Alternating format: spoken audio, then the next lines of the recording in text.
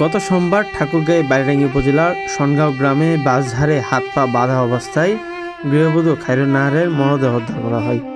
এ ঘটনায় নিহতের পরিবার ওই দিনই গৃহবধূর স্বামী ও শাশুড়ি সহ ৮ জনের বিরুদ্ধে বালিডাঙ্গি থানায় হত্যা মামলা দায়ের করে।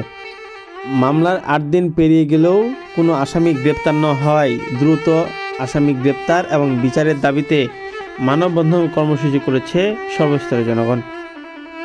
মানববন্ধনে প্রায় ৪ শতাধিক মানুষ অংশগ্রহণ করে।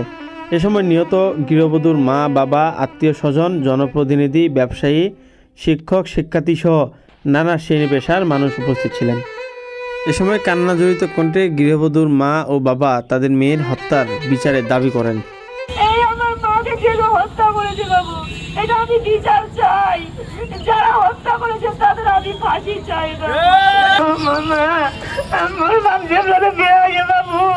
আপনাদের মোর মা কোনো সুখ শান্তি দেয়নি গে। আমার আম্মা আমার বাড়ি খাওয়ার জন্য আমার আম্মা খুব কষ্ট করছে। এই ষড়যন্ত্র করে এই সুখ ৫ বছর মেরে ফেলছি। আমি এটা চাইতে বিচার চাই।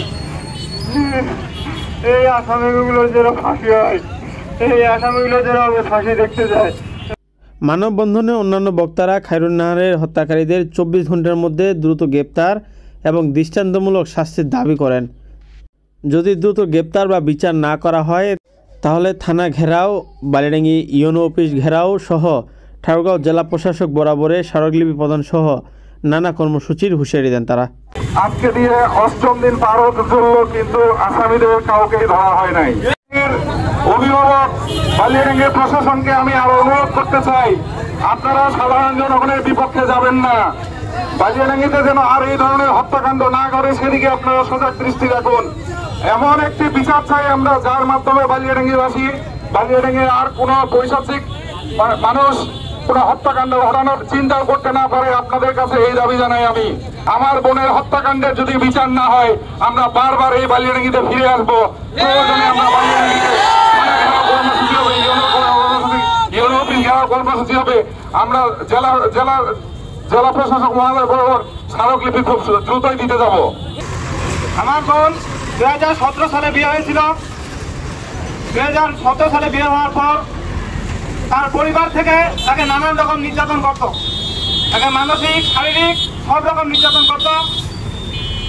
2017 সাল পর্যন্ত, 2017 সাল থেকে এখন পর্যন্ত তার ফলে বাচ্চা না হওয়ার কারণে তাকে নানান রকমে এই গুরুত্বপূর্ণ পাড়া প্রতিবেশী মানুষদের সাথে কথা বলে তাদের দুঃখ দিত, মনে কষ্ট দিত। পরিবারের শাশুড়ি ও মা, ও দাদা শাশুড়ি, দাদা শাশুড়ি সবাই ওকে মানসিক নির্যাতন করত। সন্তানকে পড়াশোনা করে ছোট থেকে মানুষ করে যখন অনেক আশা দিয়ে তার কন্যা সন্তানকে যখন তার শ্বশুর বাড়িতে যখন তার জামাইয়ের হাতে তুলে দেয়, এর উপরও তারা নিরাপদ নয়। একটি মাত্র বোন, তাকে তার শ্বশুর বাড়ির লোকজনেরা কি নির্মম ভাবে হত্যা করেছে আপনারা নিউজে, মোবাইলে, হোয়াটসঅ্যাপে, ফেসবুকে বিভিন্ন যোগাযোগ মাধ্যমে দেখেছেন, অনেকে সরাসরিও দেখেছেন। সেই সাথে পুলিশের প্রতি আমার আহ্বান, আপনারা কেন আপনারা এই ইন্টারনেট প্রযুক্তির দেশে এখনো কাউকে গ্রেফতার করতে পারেননি? বাসঝাড়ের মধ্যে আমার বোনকে হত্যার পর তার মুখ বেঁধে, তার হাত বেঁধে ফেলে রাখা হয়েছিল। দ্রুত যারা এটির সঙ্গে জড়িত তাদেরকে গ্রেফতার করা হোক। পুলিশ এখনো পর্যন্ত একজন আসামিকেও গ্রেফতার করে তাদের তৎপরতা, তাদের কোনো কিছু তারা অ্যাক্টিভিটি দেখাতে পারেনি। যদি না হয় তাহলে বালিয়াডাঙ্গিতে আজকে যেমন এই 4টি রাস্তা অবরুদ্ধ হয়ে আছে, ঠিক এর থেকেও বড় কিছু হতে পারে। স্পষ্ট কয়েকটি আলামত, এটি একটি হত্যাকাণ্ড, নৃশংস হত্যাকাণ্ড। বালিয়াডাঙ্গিতে হত্যার বিচার লাগবে।